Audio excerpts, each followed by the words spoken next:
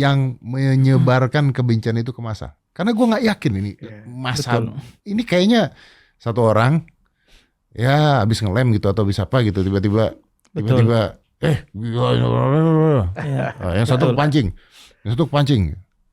Bagi gue itu mungkin aja, walaupun kita harus mengamati secara seksama ya apa yang terjadi. Tapi itu mungkin. Karena kenapa Om Ded? Tidak mudah mendorong orang untuk melakukan tindak kekerasan seperti itu. Tidak mudah. Contohnya, karena secara kebudayaan dan secara naluri kita diciptakan oleh Tuhan dengan cinta kasih. Bahkan dalam Islam diyakini dari ruh Tuhan. Gini, kita nabrak kucing aja takut Om Ded. Yes. Kita nabrak kucing itu menghindar, kadang kita yang jatuh. Iya benar. Demi kucing kita rela diri kita jatuh. Kalau gak sengaja ketabrak, itu dikubur Om Ded. Iya benar. Artinya naluri kita, bahkan kalau di Quran dibilang perang yang diwajibkan sekalipun itu kurhun lakum, pasti kamu benci. Pasti hatimu tidak bisa melakukan itu dengan penuh. Karena pada dasarnya kita diciptakan dengan cinta. Jadi kita tuh gak mudah untuk melakukan tindak kekerasan seperti itu. Kecuali pertama provokasi. Yang kedua ada ketidakpahaman. Seperti yang tadi di garis bawahi. Gue baru tahu Om Den bahwa salib diturunin itu tindakan yang itu desakralisasi. Ya kan? Gue baru tahu. Padahal gue login udah 3 season gitu kan.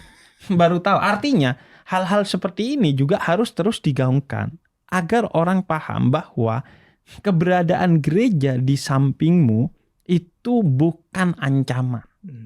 Orang banyak menganggap kalau ada gereja di kampung gua ancaman nih. Nanti terjadi kristenisasi.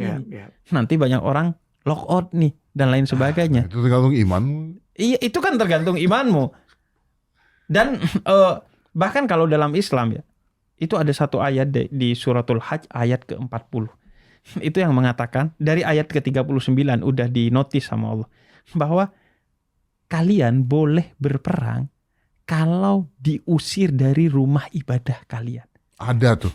Ada. Dan ini buat agama apapun berarti ya. Dan di sana dinotis bukan hanya masjid, tapi gereja, kuil. Itu ada di Quran. Ada di Quran. Wah, luar biasa. Wow. Bahkan di Quran siapa yang bahwa tetap berdirinya gereja, kuil, masjid itu karena karunia dari Tuhan.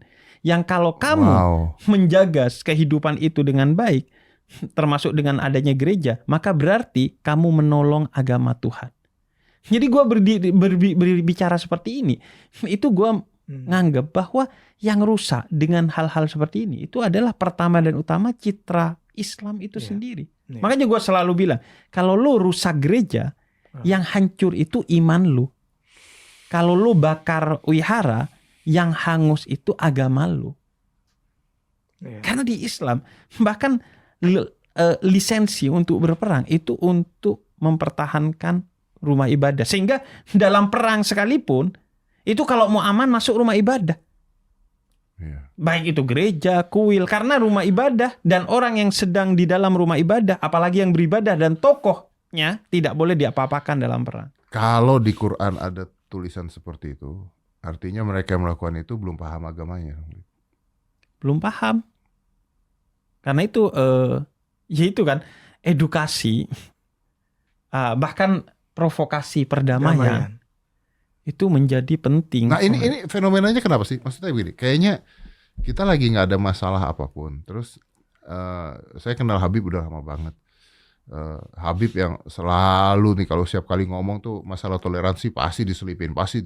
Kita punya login udah 2 season ngomongnya toleransi terus.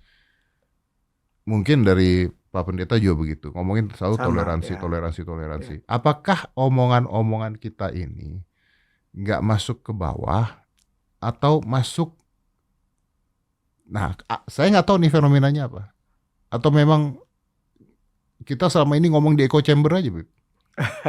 Gimana Pendeta? Bisa jadi loh, kita ngomong di echo chamber nih. Yang dengerin kita adalah orang-orang yang toleran.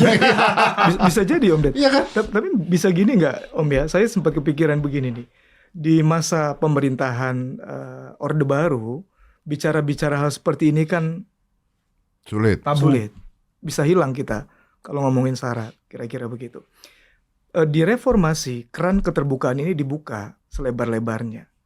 Dan di situ orang bisa mengatakan apa yang benar menurut dia, versinya. Nah, tetapi sebagai bangsa, kita belum pernah melakukan secara sadar, sengaja, social engineering, bahwa kita masing-masing ini berbeda dan harus saling menghormati. Belum